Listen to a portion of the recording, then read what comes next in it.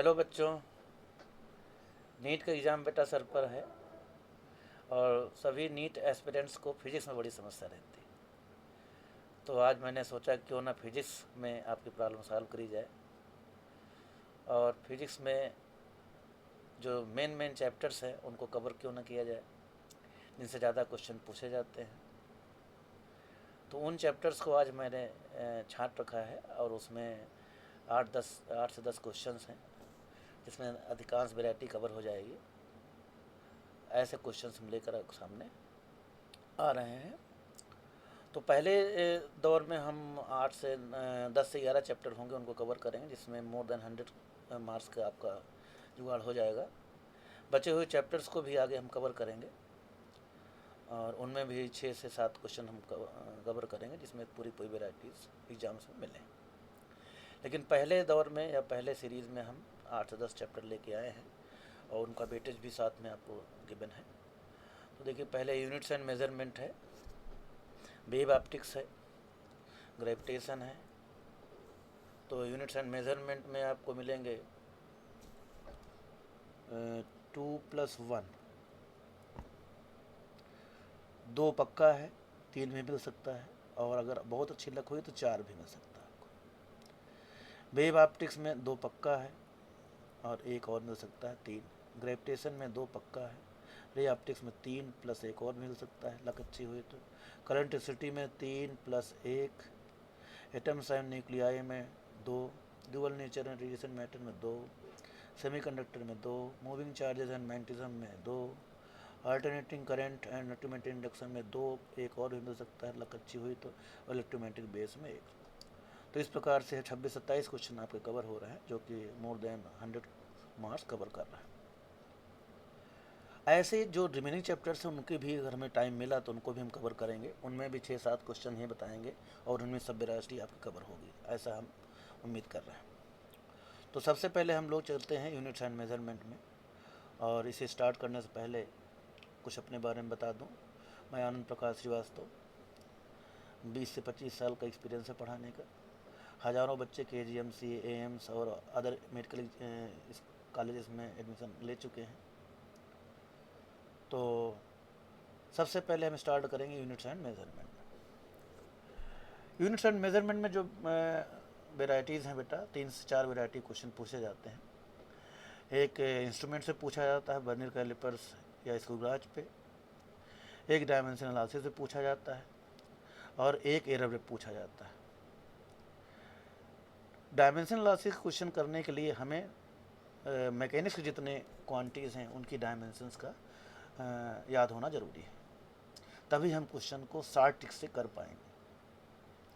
जैसे पहला क्वेश्चन आप देख पा रहे हैं, if dimensions of critical velocity VC of liquid flowing through a tube are expressed as eta to the power x, rho to the power y, r to the power z, where eta, rho, r are the coefficient of viscosity of liquid, density of liquid, radius of the tube respectively, then the values of x, y, z are।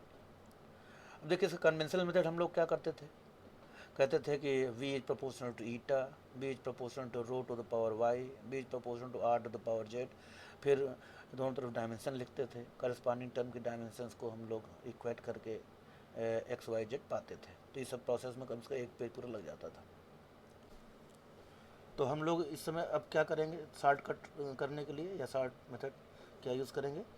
पहले देखेंगे कि left में हमें velocity दिया हुआ है, क्या दिया हुआ है, LT-1, और राइट में eta to the power x, rho to the power y, r to the power z दिया है। तो हम क्या करेंगे, राइट में भी ये वेलोसिटी लाएंगे LT-1। ठीक। अब ये ऐसा कब कर पाएंगे बेटा, जब हमें ईटा की डायमेंशन पता हो। पहले ही कहा था हमने, सबकी डायमेंशन आपको रटा होना चाहिए, ML-1, T-1। डेंसिटी की डायमेंशन क्या होती है बेटा, ML-3। तो डायमेंशन सबकी याद होनी चाहिए आपको। फिर R एक प्रकार के लेंथ है, तो R की डायमेंशन क्या है, R की डायमेंशन क्या है, L। अब लेफ्ट में क्या है, M0, M नहीं तो 0 लिख दिया, L1, T-1। और राइट में क्या है आपके पास, M L minus one T minus one to the power x, eta to the power x, फिर rho M L minus three to the power y, और दिया है इधर जेड, अगली क्वांटिटी क्या थी आपकी आर, आर मतलब L, L to the power Z. जैसे लेफ्ट में लिखा है वैसे लिख पाए अगर, तो हमारा आ गया M to the power X plus Y, L to the power minus X minus three Y और प्लस जेड, और टी का पावर है माइनस एक्स। अब इक्वेट करेंगे तो x plus Y, corresponding term की डायमेंशन इक्वेट करेंगे तो x प्लस वाई कितना आ जाएगा, x प्लस वाई जीरो है, देखिए मास में जीरो है यहाँ। फिर देखिए t के पावर माइनस एक्स है तो minus X equal to minus one है, तो x यहाँ कितना आ जाएगा वन, तो y कितना हो जाएगा माइनस वन, y क्या हो जाएगा माइनस वन। तो z भी जब उसमें रखेंगे इस वाले में तो आपका z आ जाएगा माइनस वन, तो करेक्ट इक्वेशन क्या हो जाएगा सेकेंड। तो x आपका आ जाएगा वन, y आ जाएगा माइनस वन, और z कहाँ से निकलेगा आपका minus X minus three Y और प्लस z, ये वैल्यू कितनी थी वन, हमारे पास दो वैल्यूज आ चुके हैं, तो ये माइनस वन, एक्स जगह माइनस वन हो गया, माइनस थ्री वाई कितना है minus one plus Z equal to one, तो ये हो गया minus one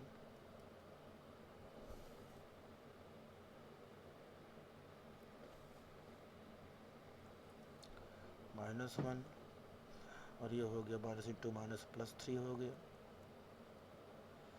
plus Z, Z की वैल्यू कितनी हो जाएगी माइनस वन।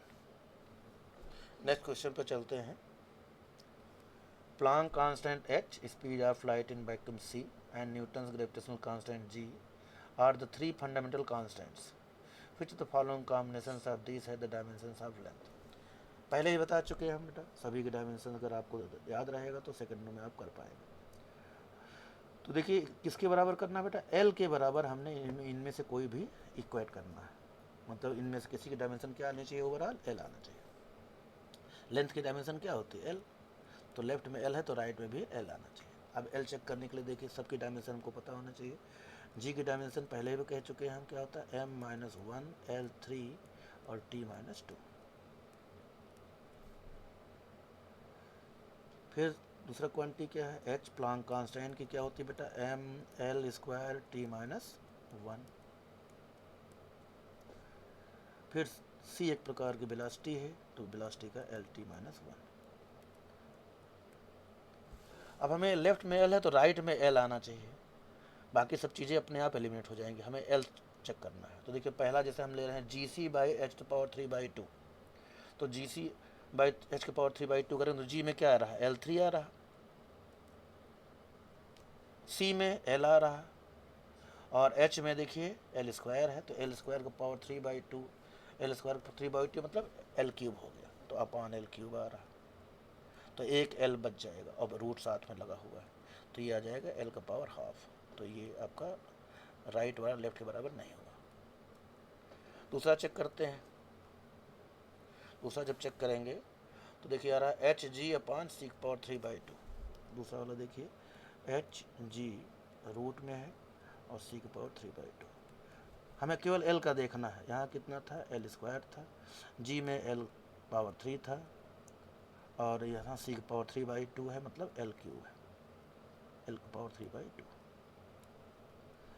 ये एल का पावर फाइव बाई टू हो गया,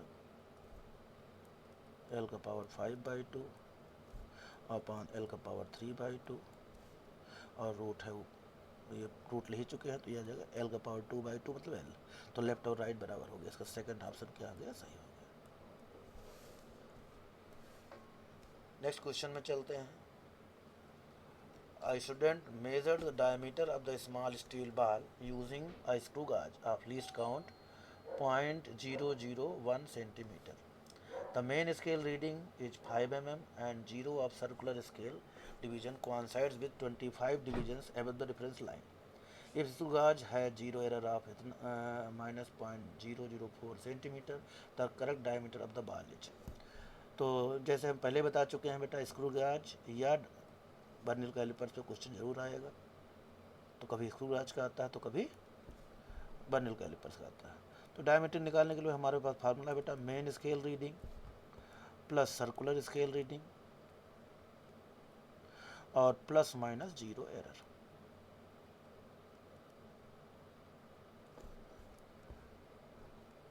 तो देखिए मेन स्केल रीडिंग दिया हुआ है 5 mm और लिस्ट काउंट भी दिया हुआ है। CSR क्या होता है? CSR होता है circular scale reading equal to division जो रेफरेंस लाइन के सीध में होती है या मिलती है इनटू लिस्ट काउंट। तो CSR कितना हो गया? 25 इंटू लिस्ट काउंट दिया हुआ है 0.001, तो हो गया 0.025 सेंटीमीटर। फिर मेन स्केल रीडिंग कितना दिया हुआ है? ये है आपका 5 mm दे रखा है, 5 mm equal to 0.5 centimetre. Zero error, ये नेगेटिव जीरो एरर है तो जोड़ना पड़ता है। तो जीरो एरर कितना दे रखा है? Minus 0.004 centimetre. तो डायमीटर कितना हो गया बेटा? डायमीटर हो गया, इनको जोड़ दीजिए, 0.5 प्लस 0.025 और प्लस 0.004, तो आ जाएगा 0.529 सेंटीमीटर। ऑप्शन 1। नेक्स्ट क्वेश्चन पे चलते हैं। In an experiment, the percentage of error occurred in the measurement of physical quantities A, B, C, D are 1%, 2%, 3%, 4% respectively. Then the maximum percentage of error in the measurement of x, where x is given by. तो इसके ऐसे question करने के लिए हमारे पास एक formula है, x equal to P को पावर m, q को पावर n, r को पावर l। तो परसेंटेज एरर निकालने का फार्मूला देखिए क्या है, dx over x into 100 plus equal to m dp over p into 100 प्लस n dq over q into 100 और plus l dr over r into 100। ये फार्मूला है, कम परसेंटेज के लिए कहीं भी लगेगा, बेधड़क होकर उसको लगाइए, ठीक है, लेकिन ध्यान रखना कम परसेंटेज के लिए लगेगा। 1%, 2%, 3%, 4%, 5% तक लगा सकते हैं इसको। तो देखिए क्वेश्चन में क्या दिया है, एक क्वांटिटी x है और वो डिपेंड कर रही है A, B, C, D पर, जिसको हम ऐसे लिख ले रहे हैं, जैसे हमारा एक्सप्रेशन है इस फार्म लिख ले रहे हैं, A², B का पावर हाफ, C का पावर -1/3 और D का पावर -3। अब जैसे हमने फार्मूला भी लिखा वैसे फार्मूला लिखने जा रहे हैं, dx over x into 100 equal to 2da over a into 100 plus half db over b into 100। जो परमिसिबल परसेंटेज मैक्सिमम पूछा था तो माइनस को भी प्लस ले लें, तो 1/3 dc ओवर c इंटू 100 और plus 3d upon d into 100। अब देखिए ये सब क्या है, परसेंटेज एरर है। इसकी वैल्यू हमें दे रखा है 1%, इसकी वैल्यू हमें देखा है 2%, इसकी वैल्यू दे रखा है 3% और इसकी वैल्यू दे रखा है 4%। तो नेक्स्ट पेज पे चलते हैं। तो परसेंटेज एरर इन x कितना हो गया, 2 into 1% plus half into 2% plus 1/3 into 3% plus 3 into 4%। तो ये हो गया आपका 2% प्लस 1% प्लस 1% प्लस 12%, ये हो गया 16%। तो ऑप्शन है आपका थर्ड। नेक्स्ट क्वेश्चन पे चलते हैं। Time intervals measured by a clock give the following readings. देखिए इसमें परसेंटेज निकालना है, लेकिन अलग टाइप का क्वेश्चन है ये। जो हमने फार्मूला बताया था वो फार्मूला इसमें नहीं काम कर रहा है। हमें सिंपली क्या करना है, डेल्टा एक्स बाई एक्स जो भी क्वांटिटी है, टाइम है तो delta T by T into 100 निकालना। अब इसमें डेल्टा टी क्या होता है, एब्सोल्यूट एरर होता है, और टी क्या होता है, एक्चुअल वैल्यू, स्टैंडर्ड वैल्यू या ट्रू वैल्यू होती है। इंटू 100 कर देंगे, परसेंटेज एरर आ जाएगा। ये एब्सोल्यूट एरर है, ये ट्रू वैल्यू है, इंटू 100। तो एब्सोल्यूट एरर और अपॉन ट्रू वैल्यू को हम लोग कहते हैं रिलेटिव एरर। 100 से मल्टीप्लाई कर देंगे तो क्या आ जाएगा, परसेंटेज एरर। तो ऐसे क्वेश्चन करने के लिए डेल्टा टी कैसे निकालें और टी कैसे निकालें, ट्रू वैल्यू दिया नहीं है तो क्या करेंगे, इसका हम लोग मीन ले लेंगे। तो mean value will be the true value. तो ट्रू वैल्यू कितनी हो जाएगी, इक्वल टू मीन वैल्यू। कौन से मीन, अर्थमेटिक मीन।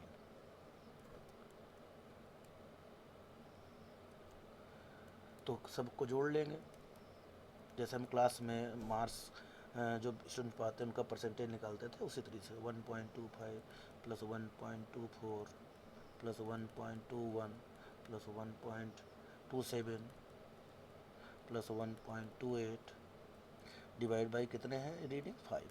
तो ये वैल्यू आ गई 1.25 सेकेंड।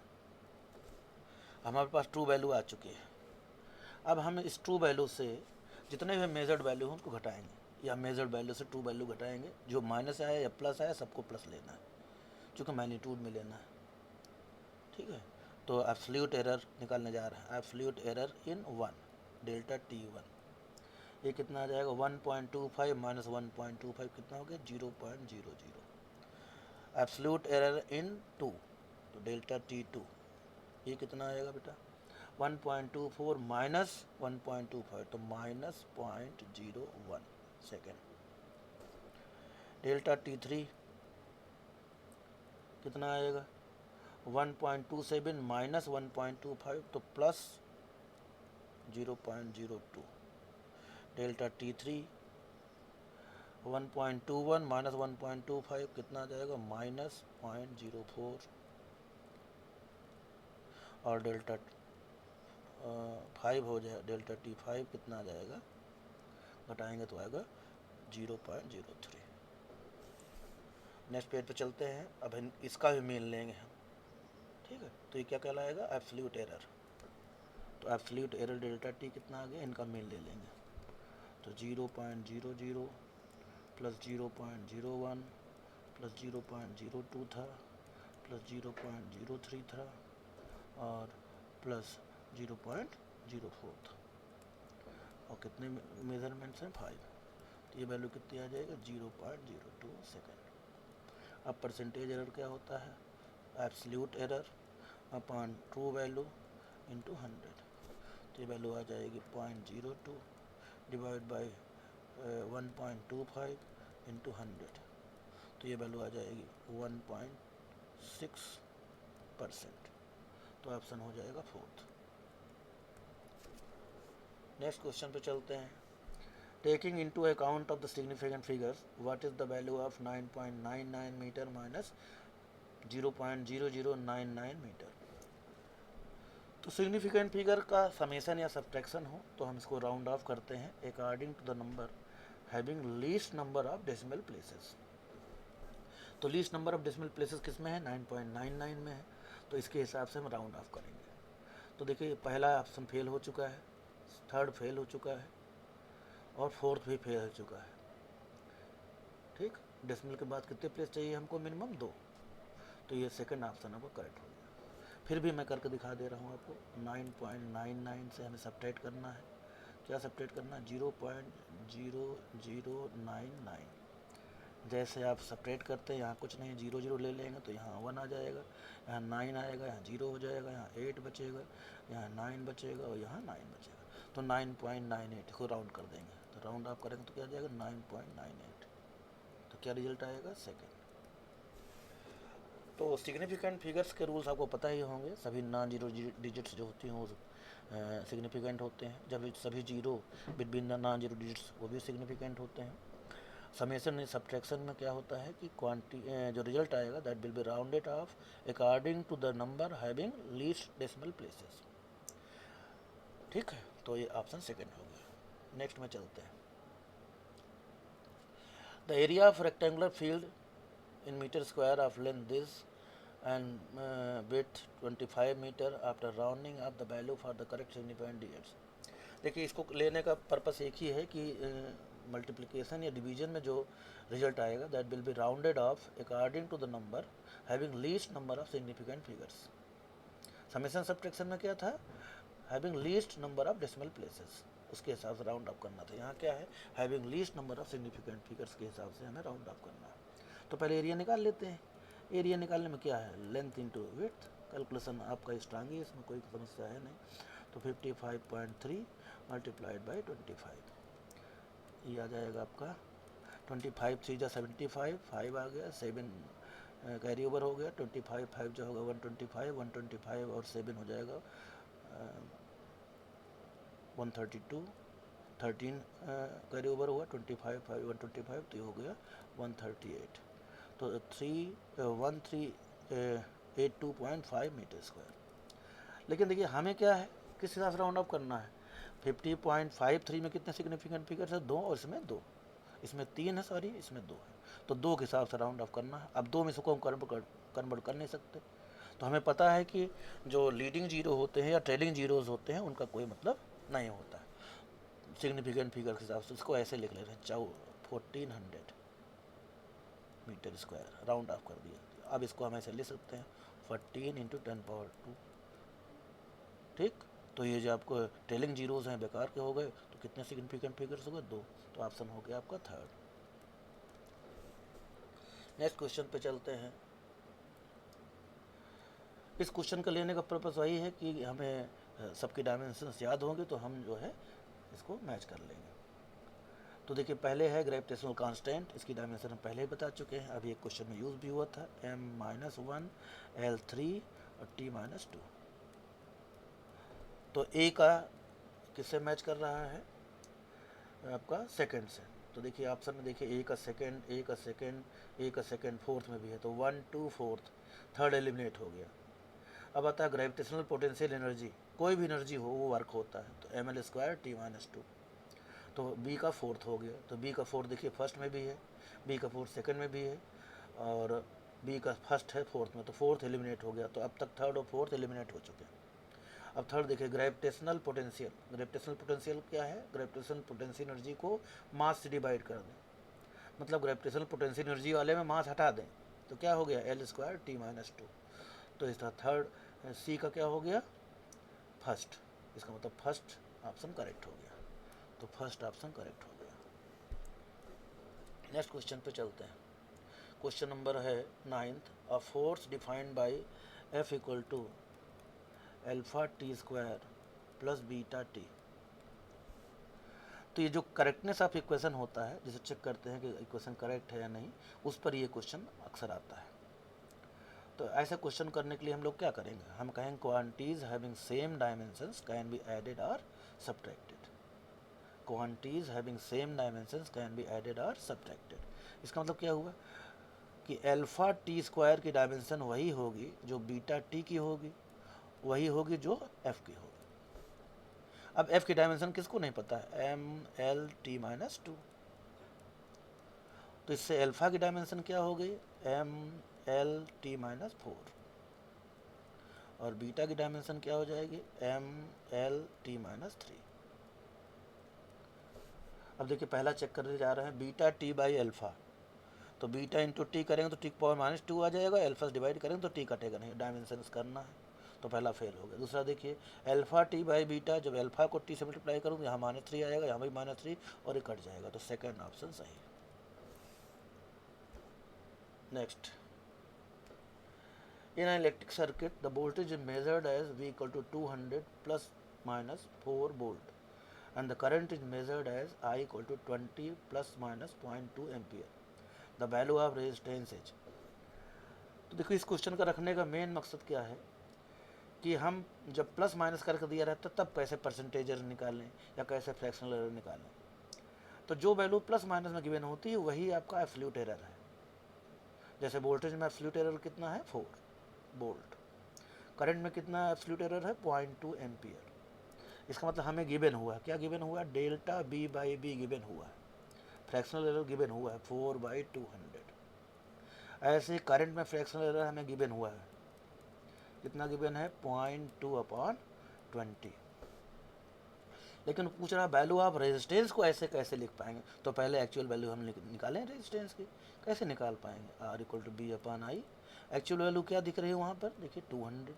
करंट की एक्चुअल वैल्यू क्या दिख रही है बेटा 20, तो कितना आ गया ये 10। तो हमें एक्चुअल वैल्यू R की मिल चुकी है 10 ओम। इसका मतलब क्या हुआ कि अब हम इस कगार पहुँचेंगे 10 प्लस माइनस समथिंग ले सकते हैं, 10 प्लस माइनस समथिंग ले सकते हैं। अब ये प्लस माइनस क्या है, डेल्टा आर है। तो डेल्टा आर हमारे पास फार्मूला है ही फ्रैक्शन का, एक फार्मूला बता ही चुके हैं, अभी क्वेश्चन आगे भी बताया था, इसके पीछे क्वेश्चन बता रखा है। Delta R by R equal to क्या हो जाएगा, delta B by B minus delta I upon आएगा, लेकिन हमने कहा था मैक्सिमम परमिसिव परसेंटेज निकाला तो प्लस ही करना है। तो डेल्टा बी बाई बी कितना है 4/200, और ये कितना है 0.2/20 मतलब 2/200। तो एलसीएम बराबर कर लिया तो हो गया 6/200। अब डेल्टा बाई आर आ चुका है तो डेल्टा आर निकाला आएगा। नेक्स्ट पेज पे चलते हैं। तो डेल्टा आर अपान आर कितना निकाला था 10 इक्वल टू कितना आ चुका है 6/200। तो डेल्टा आर की वैल्यू आ चुकी है 6 × 10/200। एक जीरो ये कट गया तो आपका आ गया 0.3। तो अब हम लिख पा रहे हैं कि वैल्यू आर की है 10 प्लस माइनस 0.3 ओम। तो कौन सही हो गया, सेकेंड ऑप्शन सही। नेक्स्ट क्वेश्चन पे चलते हैं। Consider the diameter of a spherical object being measured with the help of vernier calliper. पहले भी कह चुके हैं वर्नियर कैलिपर या किसी न किसी में क्वेश्चन जरूर आएगा, एक डायमेंशनल लॉसेस पे आएगा, एक एरर पे आएगा, और एक स्क्रू गाज या वर्नियर कैलिपर्स। तो देखिए क्वेश्चन मिला आपको, ये आया है नीट 2025 में। Consider the diameter of a spherical object being measured with the help of vernier callipers. Spherical object है जिसको डायमीटर नापने जा रहे हैं यूजिंग वर्नियर कैलिपर्स। एक कंडीशन इंपोज किया है 10 VSD इक्वल टू 9 MSD। जैसा कि पता है कि वर्नियर कैलिपर्स में वर्नियर स्केल डिवीजन थोड़ा छोटे होते हैं as compare to main scale division. तो कह रहा है 10 VSD जितने डिस्टेंस में आ रहा है उतने में MSD कितने 9 आ रहा है। तो यहाँ से कुछ नहीं, ये कहने का मतलब क्या है कि 1 VSD यहाँ से हम लोग निकाल लेंगे, तो 9/10 MSD हो जाएगा। अब लीस्ट काउंट क्या होता है 1 MSD और माइनस 1 VSD, और 1 MSD हम बाद में रखेंगे, पहले 1 MSD ऐसे रख दे रहे हैं, बाद में वैल्यू रखेंगे। माइनस 1 VSD कितना आएगा 9/10 MSD। तो ये 1 MSD है, 0.9 MSD आया तो क्या आ जाएगा 0.1 MSD आ जाएगा, और MSD दिया हुआ है कितना 0.1 सेंटीमीटर, नहीं the least division in the main scale 0.1 cent given है, तो ये हो गया 0.1 × 0.1, ये कितना हो गया 0.01 सेंटीमीटर। लीस्ट काउंट आ चुका है। अब आप कहेंगे लीस्ट काउंट क्यों निकाल रहे हैं, क्योंकि डायमीटर जब निकालेंगे बेटा तो डायमीटर आएगा main scale reading plus vernier scale reading और प्लस माइनस 0 एरर। तो वर्नियर स्केल रीडिंग निकालने में इसकी आवश्यकता पड़ेगी, जो डिवीजन मैच होगा इनटू लिस्ट काउंट से हम निकाल पाएंगे। तो आगे बढ़ते हैं। तो डायमीटर क्या होगा, डायमीटर हो जाएगा आपका main scale reading plus vernier scale reading और plus minus 0 error.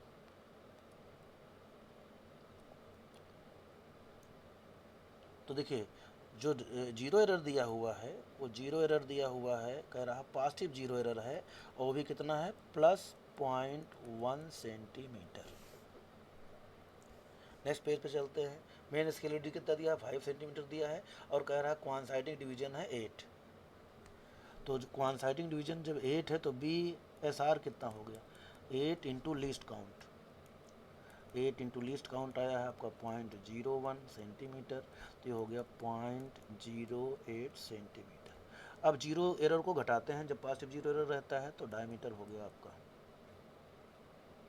Main scale reading कितना दिया 5 centimetre, plus vernier scale reading कितना है 0.08 सेंटीमीटर, और चूँकि पॉजिटिव जीरो एरर घटाएं सब्ट्रैक्ट करेंगे तो कितना है ये 0.1 सेंटीमीटर, तो आ जाएगा 4.98 सेंटीमीटर। ऑप्शन नंबर है फर्स्ट। नेक्स्ट क्वेश्चन पे चलते हैं।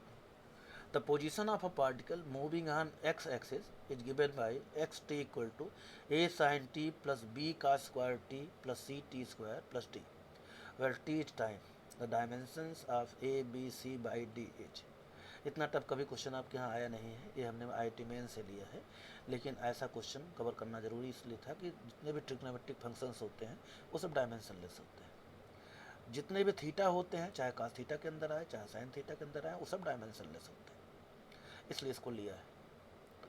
तो साइन, इससे क्या जानकारी होगी, sine theta dimensionless, cos theta dimensionless, tan theta dimensionless, cot theta dimensionless, sec theta dimension, सभी जितने भी ट्रिग्नोमेट्रिक फंक्शन सब डायमेंशनलेस, जो इनके अंदर थीटा आ रहा वो भी डायमेंशनलेस। लेकिन हम अपने वो कॉन्सेप्ट नहीं भूलेंगे, क्या कि quantities having same dimensions can be added और सब्ट्रैक्टेड। तो देखिए ए साइन टी की वही डायमेंशन होगी जो बी का स्क्वायर टी की होगी, वही होगी जो सी टी स्क्वायर की होगी, वही होगी जो डी की होगी, और वही होगी जो एक्स की होगी, क्योंकि अगर लेफ्ट हैंड डायमेंशन और राइट हैंड डायमेंशन इक्वल नहीं होंगे तो ये इक्वेशन करेक्ट नहीं होगा। तो कंक्लूजन क्या निकला कि dimension of A sine T, और साइन टी क्या है डायमेंशनलेस, तो डायमेंशन ऑफ ए क्या हो गया, डायमेंशन ऑफ ए क्या हो गया एल। ए साइन टी की डायमेंशन क्या है एक्स, बी का स्क्वायर टी की डायमेंशन भी क्या है एक्स, एक्स मतलब एल, का स्क्वायर टी की नो डायमेंशन, तो बी की भी डायमेंशन क्या हो गई एल। फिर सी टी स्क्वायर की डायमेंशन क्या है एल, तो सी की क्या हो गया एल टी माइनस 2। फिर डी की डायमेंशन क्या होगी एल। अब हमें निकालना क्या है, नेक्स्ट पेज पे चलते हैं, A B C by D, क्या निकालना है A B C by D, तो ए की डायमेंशन एल, बी की डायमेंशन एल, सी की क्या निकाला था एल टी माइनस 2, और अपान डी की डायमेंशन क्या है एल, तो क्या हो जाएगा एल स्क्वायर और टी माइनस 2, तो ऑप्शन सही हो जाएगा आपका फर्स्ट। तो इसमें जितने भी वैरायटी क्वेश्चन बन सकते थे या जितने भी वैरायटी क्वेश्चन अब तक आए हैं उन सबको हमने कवर कर दिया है। उम्मीद है कि समझ में आया होगा और पसंद भी आया होगा। तो इस सीरीज़ का दूसरा चैप्टर हम नेक्स्ट टर्न पर लेके आते हैं, और तब तक के लिए धन्यवाद।